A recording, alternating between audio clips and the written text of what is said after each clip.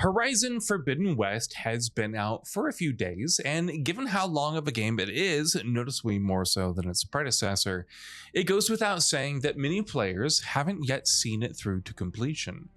If you're among that group, turn back now, because obviously this feature is going to be full of major spoilers. Still here?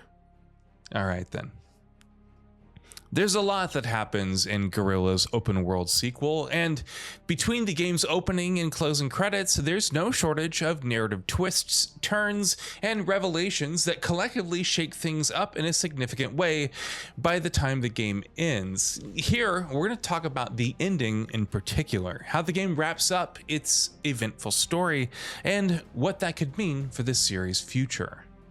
The two biggest threats that Aloy and her friends are dealing with in Horizon Forbidden West are the Blight, which is essentially a terraforming system of Zero Dawn gone haywire and destroying the planet's biosphere all over again, and Far Zenith, the group of highly advanced, supremely powerful, and effectively immortal humans who come back to Earth 1,000 years after they first left it to colonize a different planet in the Sirius system nearly 9 light years away.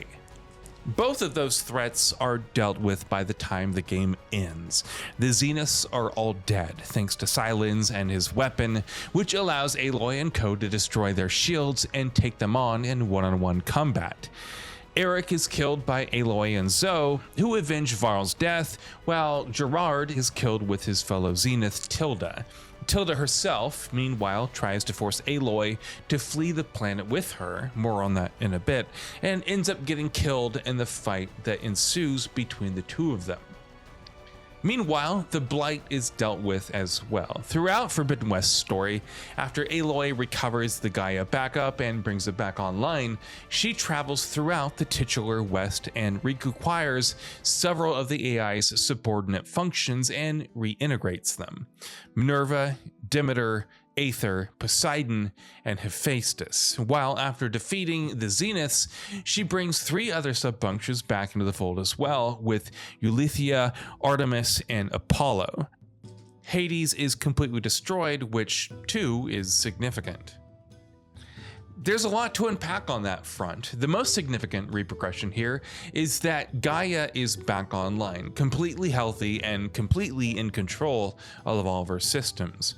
The terraforming system is now functioning exactly as it should. The planet's biosphere is stable, the Blight has been dealt with, and crucially, with Hephaestus being back under Gaia's command, the derangement of the machines is no longer a threat. Any and all hunter-killer and combat machines that had been a threat to human existence for the last 2 decades are no longer something that the people of the world have to contend with. That in and of itself is a huge and radical shift. Meanwhile, with Hades now gone as well, there's no threat of the subfunction becoming independent and self-aware and trying to destroy the planet's biosphere once more. That said, there are other far bigger threats that Earth is going to have to deal with in the not so distant future. Right towards its end, Horizon Forbidden West reveals some startling things about Far Zenith. Throughout the game, the assumption is that it was the Zeniths who sent the extinction signal 20 years ago that awoke Hades and caused the destruction of Gaia as well as the derangement. And as they intended to come back to Earth, steal and restore Gaia, and use it to destroy the planet once more, and then remake it in their own image, with no regard to the life that already exists there, and has existed for centuries at this point. As Forbidden West comes to an end, though, it is revealed that that's not what happened at all. While everyone had previously been under the assumption that the Zenith colony in the Sirius system had been destroyed by a natural geological disaster, it's revealed that that's not what happened at all. Having already achieved physical immortality, the Zeniths wanted to achieve digital immortality as well, and decided to create an AI that would be a collective carbon copy of all of them combined. All of their personalities, emotions, experiences, intelligence, and memories all smushed together into a single AI.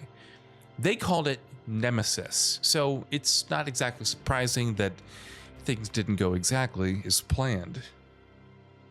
Nemesis was deemed a failed project and ended up getting shelved, but not destroyed. For a long time, the AI festered and grew, and its rotten personality took on an ugly form. It deemed the Zeniths to be its biggest enemy and took control of all their machines on the colony before using them to destroy the planet.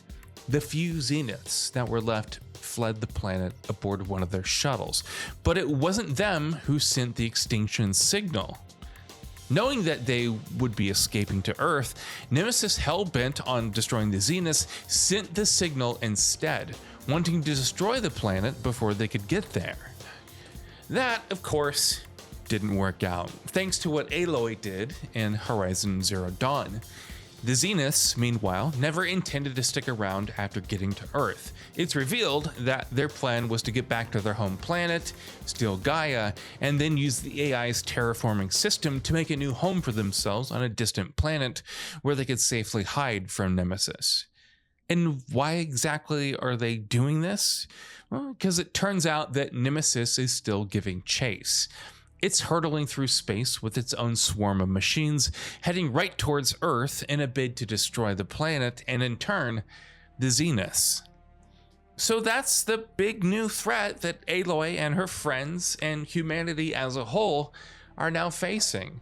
A dangerous rogue AI that has some experience with destroying entire worlds is headed in their direction, and it's sort of terrifying for them, because if the supremely advanced and powerful Zeniths couldn't even come close to dealing with Nemesis, how can the primitive and tribal people of Earth do so? Well, they do have some tools at their disposal. Hephaestus, for example, is now firmly on their side, and using it, they can create an entire army of combat machines to fight alongside them. It's unknown how long it's going to be before Nemesis arrives, but if enough time has passed, Earth might have advanced enough in multiple ways to actually be able to put up a fair fight. Not just because of Hephaestus, but also because Apollo is back in the picture as well, thanks to the copy that the Zeniths had and now reintegrated with Gaia. With access to that vast repository of human knowledge, humanity might finally begin rebuilding the way Elizabeth Sobek had hoped 1,000 years ago that it would. There are, of course, going to be some interesting gameplay repercussions as well. If the derangement is no longer a threat, that means machines are no longer something you're going to have to fight.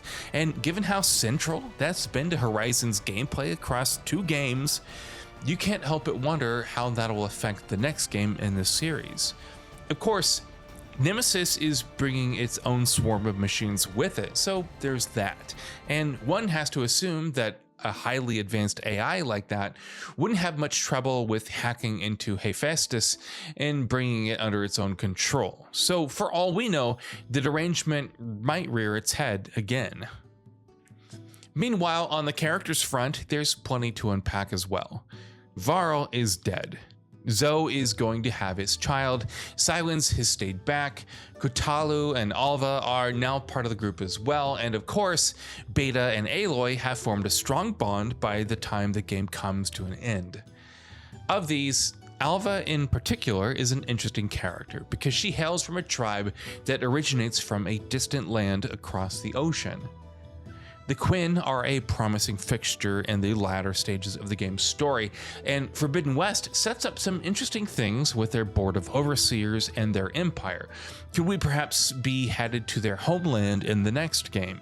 It would certainly be exciting to see how the planet is faring outside of the United States. Either way, one thing is clear. Horizon Forbidden West has shaken things up in a major way for the series' story. Where it heads from here and the next games remains to be seen, but regardless of what happens, as things stand right now, we're more than a little excited about the possibilities. And with that, we've reached the end of this video. Have anything to say? Let us know in the comments below. Also, we upload new videos every day on GamingBolt, so please consider subscribing as it really helps us out. Thanks for watching.